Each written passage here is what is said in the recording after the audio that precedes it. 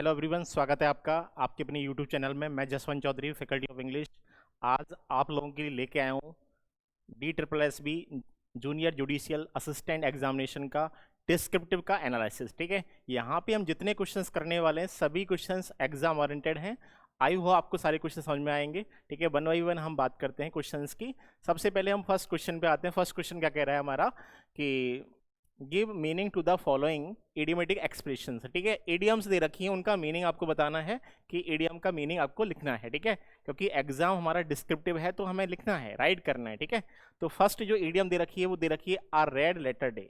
ठीक है बेटा, देखो आ रेड लेटर डे जो इडियम होती है इसका मीनिंग क्या होता है। ठीक है, तो आ रेड लेटर डे, आ रेड लेटर डे जो होता है, रेड लेटर डे, इसका मीनिंग होता है एन इम्पॉर्टेंट डे।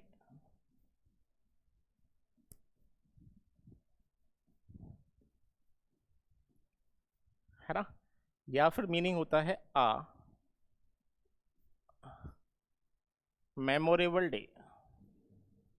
देखो मेमोरेबल बना है मेमोरी से, है ना, मेमोरी आपका नाउन होता है, मेमोरी माने याद है, और मेमोरी से बना है मेमोरेबल। ठीक है, हाँ मेमोरेबल होता है एडजेक्टिव। ठीक है, हिंदी में कहते हैं इसे रेड लेटर डे को एक महत्वपूर्ण दिन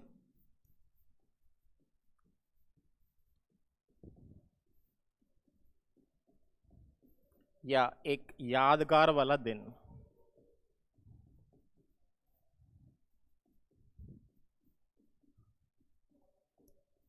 याद रखना है आपको, इडियम जो होती है इडियम का रियल मीनिंग नहीं होता। ठीक है, थर्ड मीनिंग होता है, आपको सोचना पड़ेगा, इमेजिनेशन करना पड़ेगा कि इसका मीनिंग क्या है। देखो लेटर डे, डे जो है वो नॉर्मल डे नहीं है, रेड लेटर डे है, क्योंकि इडियम जो होती है उनका रियल मीनिंग होता नहीं है, थोड़ा सा आपको इमेजिनेशन करना पड़ेगा। ठीक है, तो लाल पत्र हिंदी में जैसे बात करें तो लाल पत्र वाला दिन मतलब डे कैसा है, इंपॉर्टेंट। जैसे आपकी लाइफ में कोई भी डे है आपका, जिस दिन सिलेक्शन होगा वो दिन आपके लिए कैसा होगा, that day will be red letter day. ठीक है, या फिर आपका बर्थडे आता किसी डेट को, है ना, वो दिन कैसा होगा आपके लिए, इंपॉर्टेंट डे होगा, तो हम कहेंगे कि that day will be a red letter day. ठीक है, जिस दिन आपकी शादी होगी वो दिन आपके लिए कैसा होगा, एक मेमोरेबल डे होगा। ठीक है, यादगार वाला दिन रहेगा, आपको हमेशा याद रहेगा। क्यों, उसकी एनिवर्सरी बनाते हैं ना, मैरिज एनिवर्सरी होती है। ठीक है, तो इंपॉर्टेंट डे होता है, रेड लेटर डे होता है। ठीक है, तो डे आपका नॉर्मल डे नहीं है, एक इंपॉर्टेंट डे है। ठीक है, इस तरह से आप इस इडियम को याद कर पाओगे। क्लियर है, आगे चलते हैं नेक्स्ट इडियम पे हम।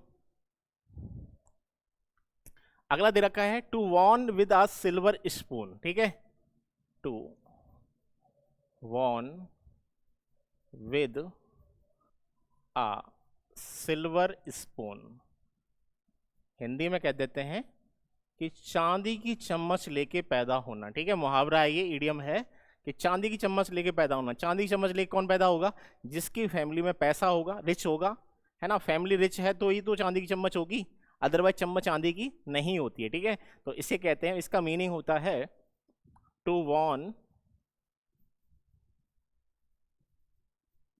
इन अ रिच फैमिली। ठीक है, रिच फैमिली में पैदा होना, हिंदी में कहते हैं धनी परिवार में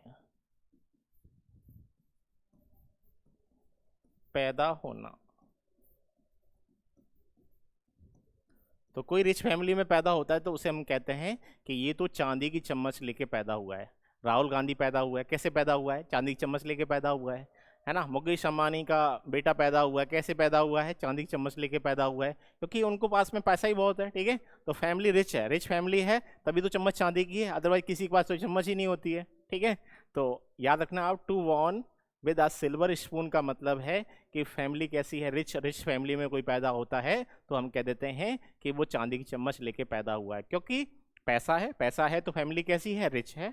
ठीक है, इस तरह से आप लोग याद कर पाओगे। इडियम को कभी भी याद करने बैठे आप हमेशा पढ़ें तो ऐसे पढ़ें आप कि इनका रियल मीनिंग निकालें, तीसरा मीनिंग निकालें, थर्ड मीनिंग, थोड़ा सोचें इस पे, है ना, सोचने पर जोड़ दें। सोचोगे तो आपको इडियम्स लॉन्ग टाइम याद रहेंगे, आप कभी नहीं भूलोगे लाइफ में। ठीक है, थोड़ा सा मीनिंग आपको सोचना पड़ेगा, अन्य तीसरा मीनिंग जाएगा, ठीक है। तीसरा मीनिंग अगर आपने सोच लिया तो आप बहुत सारी इडियम्स को याद कर पाओगे, ठीक है। चलिए आगे बढ़ते हैं हम नेक्स्ट इडियम पे। अगला है अ वाइट एलिफेंट, ठीक है। हाँ, अ वाइट एलिफेंट। अब देखो अब वाइट एलिफेंट का मीनिंग क्या होता है, ठीक है। अब देखो अगर आप इसका रियल मीनिंग देखोगे तो कहोगे एक सफेद हाथी। तो इसका मीनिंग क्या है, इडियम है, ये भी मुहावरा है, ठीक है। इसका मीनिंग होता है एक्सपेंसिव बट यूजलेस,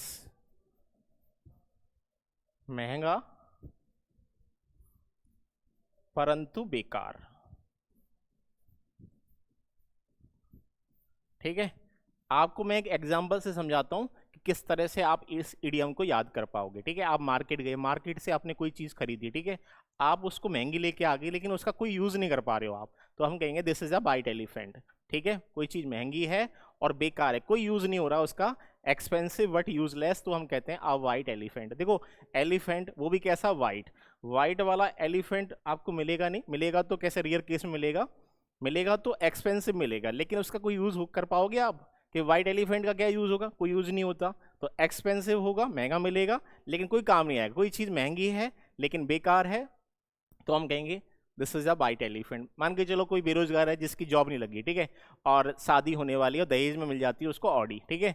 अब ऑडी में पेट्रोल डलाने के पैसे नहीं है उसके पास, तो कहेंगे कि this is a white elephant. क्यों, ऑडी महंगी तो है लेकिन कोई काम नहीं आ रही, क्यों, उसके पास में पेट्रोल के लिए, फ्यूल डलवाने के लिए पैसे ही नहीं है। तो this is a white elephant, है ना, फॉर हिम। उसके लिए कैसी है वो, महंगी है लेकिन बेकार है, कोई काम की नहीं है, ठीक है। हाँ, तो इस तरह से आप ईडियम्स को याद कर पाओगे। ईडियम्स को याद करने के लिए हमेशा उसका कुछ ना कुछ एग्जाम्पल बनाए ऐसा, जिससे एग्जाम्पल बनाने से क्या होगा, ईडियम्स आपको लॉन्ग टाइम याद रहेगी, आप कभी नहीं भूलोगे, इस बात की मैं श्योरिटी दिलाता हूँ आपको, ठीक है। चलिए आगे बढ़ते हैं नेक्स्ट। तेरा का वाई फिट्स एंड स्टार्ट्स, ठीक है। By fits and starts. अब देखो वाई फिट्स एंड स्टार्ट्स का मीनिंग क्या होता है, इसका मीनिंग होता है इर्रेगुलरली, हिंदी में कहेंगे अनियमित रूप से। जो चीज रेगुलरली नहीं हो रही है वो कैसी है, वाई फिट्स एंड स्टार्ट्स, ठीक है। अब ऐसे याद करना, फिट भी हो रहा है स्टार्ट भी हो रहा है, फिट हो रहा है फिर क्या हो रहा है, स्टार्ट हो रहा है। कहने का मतलब फिट हुआ फिर स्टार्ट हो गया, फिर फिट हुआ फिर स्टार्ट हो गया। कहने का मतलब कोई भी काम है वो रेगुलरली बेसिस पे नहीं हो रहा है, और जो काम रेगुलरली बेसिस पे नहीं हो रहा है उसे हम कहते हैं इरेगुलरली, ठीक है, अनियमित रूप से। तो उसका इडियम होता है बाई फिट्स एंड स्टार्ट्स, ठीक है। एक एग्जांपल से मैं आपको और समझाना चाहता हूँ इसको। जैसे मैंने लिखा, if you study by fits and starts, comma, you can never be successful in the exam.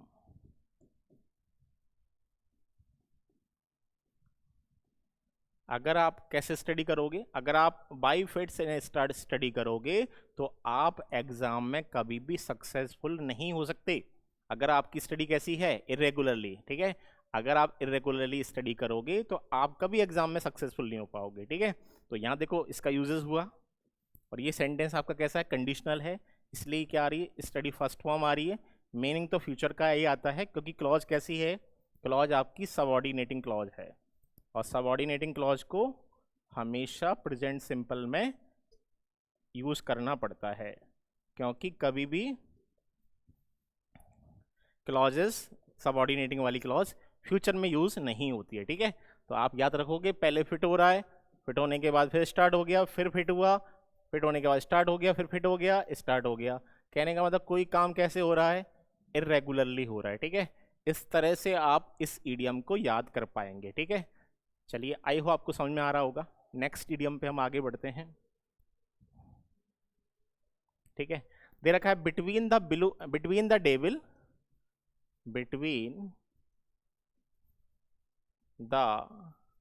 Devil and deep blue sea. अब देखो इसका मतलब क्या है कि इधर तो क्या है, एक डेविल है ना, ऐसे मैं बना देता हूं, ये डेविल हो गया,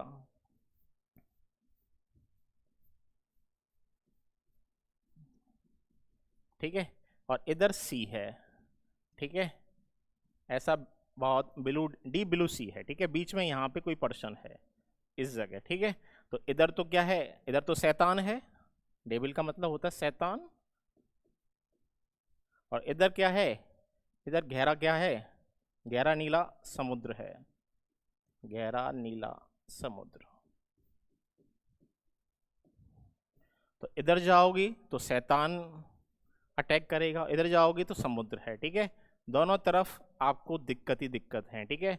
तो कहने का मतलब ये है कि जैसे हिंदी में कह देते हैं आगे कुआं पीछे खाई, ठीक है। हाँ, दो गंभीर परेशानियों के बीच में जब आप फंस जाओगे, है ना, बिटवीन टू डिफिकल्ट प्रॉब्लम्स, तो कहेंगे कि between the devil and deep blue sea, ठीक है। तो इसका मीनिंग होता है बिटवीन टू डिफिकल्ट प्रॉब्लम्स,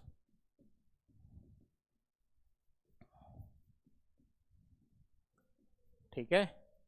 तो हिंदी में अगर बात करें, कहेंगे दो गंभीर समस्याओं के बीच में,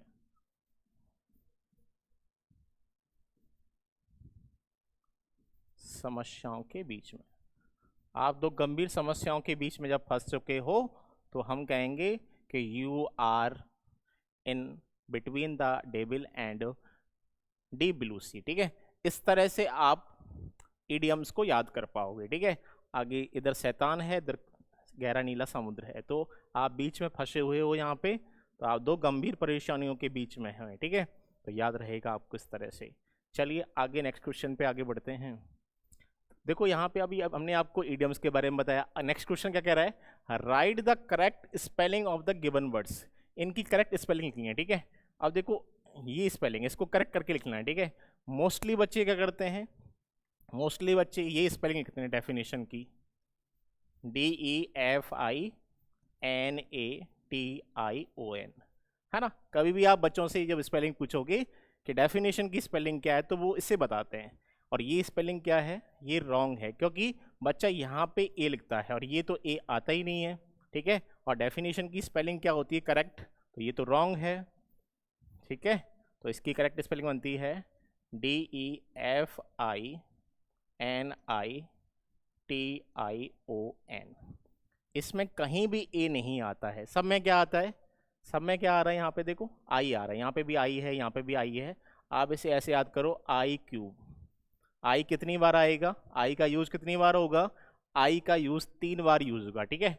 डेफिनेशन परिभाषा कह देते हैं हिंदी में।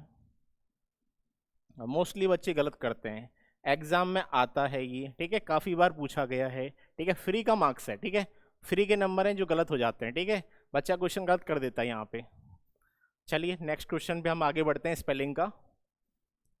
कैलेंडर, कैलेंडर की स्पेलिंग दे रखी है भाई, आप देखो कैलेंडर की स्पेलिंग ये क्या है, ये तो रॉन्ग है, कैलेंडर की ये स्पेलिंग रॉन्ग होती है भाई, और मोस्टली लोग ये स्पेलिंग देते हैं कैलेंडर की, जबकि ये स्पेलिंग होती नहीं है, यहाँ ई नहीं आता, यहाँ क्या आता है, ए आता है, ठीक है। तो आप इस तरह से लिखें,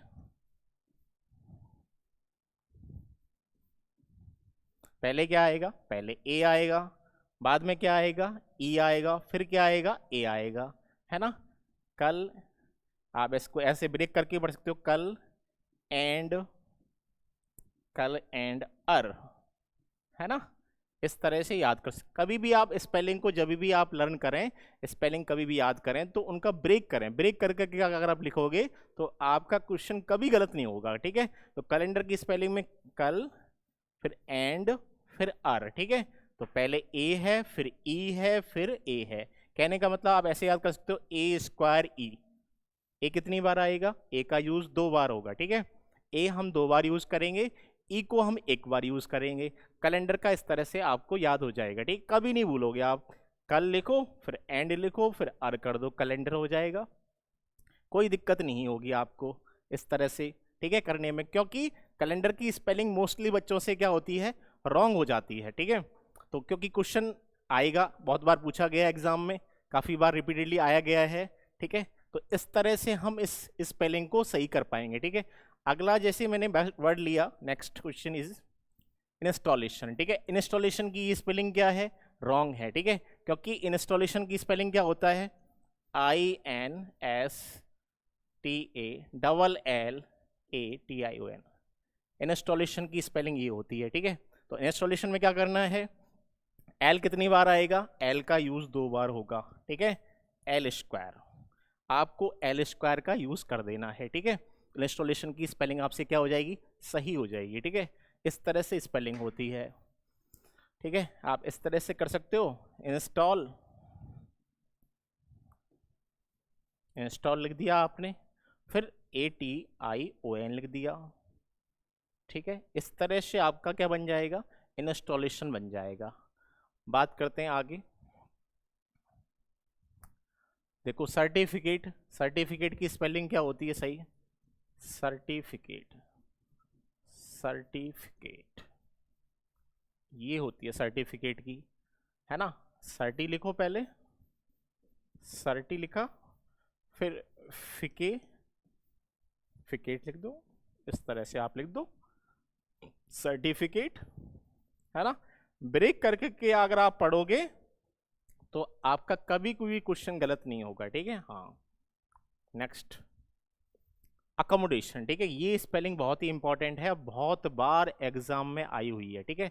रिपीटेडली पूछा गया एग्जामिनेशन में कि अकोमोडेशन की स्पेलिंग, बहुत बार एसएससी एग्जाम में आई है, ठीक है। आप लोग प्रीलिम्स का एग्जाम देखोगे, मेंस का देखोगे, उसमें बहुत बार अकोमोडेशन की स्पेलिंग को पूछा गया है और बच्चे कंफ्यूज होते हैं इस स्पेलिंग में।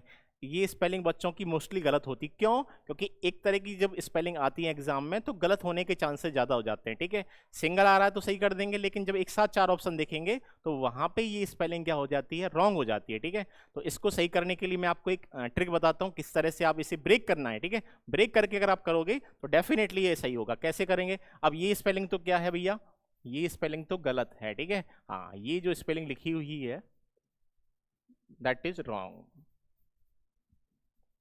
ये तो रॉन्ग है, ठीक है।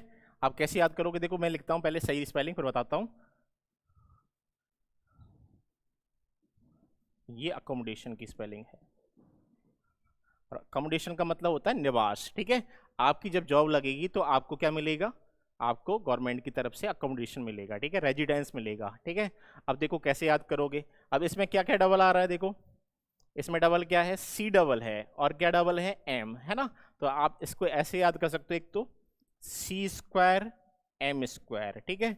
इसमें क्या क्या डबल करना है आपको, सी को डबल करना है, एम को, सी स्क्वायर एम स्क्वायर, सी स्क्वायर एम स्क्वायर। इस तरह से अगर आप करोगे तो हमेशा याद रखें, कभी भी अकोमोडेशन की स्पेलिंग आए एग्जाम में तो आपको याद करना है सी स्क्वायर और एम स्क्वायर। इस तरह से आप अकोमोडेशन की स्पेलिंग को सही कर पाओगे, ठीक है। और देखो आप ऐसे कर सकते हो, एक याद ब्रेक करके एसी, ऐसे लिख दो, एसी लिख दिया, एसी के बाद में लिख दो कम, कम लिख दिया, उसके बाद लिख दो मॉडेशन,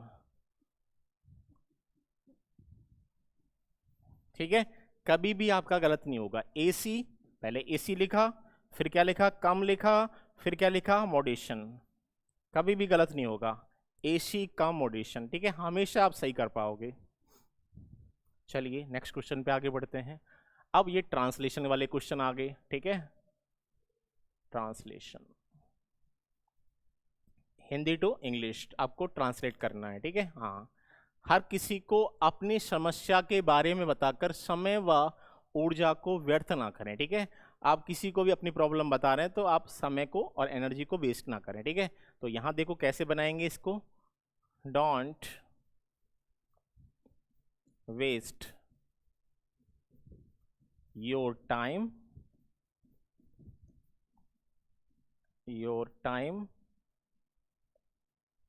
don't waste your time and energy, ठीक है। Don't waste your time and energy by telling by telling everyone about your problem, about your problem। ठीक है, तो क्योंकि यहाँ पे व्यर्थ ना करें, व्यर्थ करने को क्या कहते हैं, वेस्ट करना। ठीक है, ना करें इसलिए क्या लगा दिया मैंने, डोंट। डोंट के साथ में क्या आएगा, डोंट के साथ तो फर्स्ट फॉर्म आती है। ठीक है, हाँ, तो फर्स्ट फॉर्म का यूज कर दिया हमने। ठीक है, और फिर ऑब्जेक्ट आ गया आपका योर टाइम, समय व ऊर्जा। ठीक है, ये आ गया। ठीक है, बारे में, by telling everyone about your problem, किसके बारे में, समस्या के बारे में, समस्या को ले दे दिया, हर किसी का, बाय टेलिंग एवरीवन। ठीक है, हाँ, इस तरह से इसका क्या हो जाएगा, ट्रांसलेशन हो जाएगा। ठीक है, नेक्स्ट क्वेश्चन पे आगे बढ़ते हैं। केवल अपने खास मित्रों से साझा करें। ठीक है, केवल खास मित्रों से साझा करें और खुद ही हल ढूंढने का प्रयास करें। ठीक है, हाँ, तो कैसे लिखेंगे, only, only share with your, खास मित्र को कहते हैं क्लोज फ्रेंड्स, क्लोज फ्रेंड्स, है ना। केवल अपने खास मित्रों से क्या करना है, साझा करना है, साझा करें। एंड, और प्रयास करें, प्रयास करने को कहते हैं ट्राई करना, ट्राई टू, क्या प्रयास करें, ढूंढने का, हल ढूंढने का। ढूंढने का मतलब सर्च करना, सर्च करने की फ्रेजल वर्ब होती है लुक फॉर। ठीक है, ट्राई टू लुक फॉर, किसको, हल को, हल को कहते हैं solution, for the solution, look for the solution. और खुद ही, खुद ही को कहते हैं योर सेल्फ, क्योंकि यू आ गई, यू का पॉजेसिव क्या है, योर, तो try to look for the solution yourself. तो इस तरह से जब हम यूज करेंगे तो आपका बन जाएगा only share with your close friends, खास मित्रों से शेयर करना है। And try to look for the solution yourself. ठीक है, और खुद ही हल ढूंढने का प्रयास करें। ठीक है, इस तरह से इसका क्या बन जाएगा, ट्रांसलेशन बन जाएगा। ठीक है, हिंदी दिया है और इंग्लिश पूछ लिया आपसे, तो इस तरह से आप ट्रांसलेशन कर पाएंगे। तो यहाँ पे मैंने जितने भी क्वेश्चंस आपके सामने डिस्कस किए, आई हो आपको समझ में आए होंगे। ठीक है, फिर मिलते हैं नेक्स्ट वीडियो में। इसी तरह की वीडियोस को देखते रहिए आप। अगर चैनल पे फर्स्ट टाइम विजिट कर रहे हैं तो चैनल को सब्सक्राइब करना ना भूलें, बेल आइकन को प्रेस करें, जिससे आने वाले वीडियोस के नोटिफिकेशन आपको मिलते रहेंगे। ठीक है, मिलते रहें। ओके, थैंक यू, जय हिंद, जय भारत।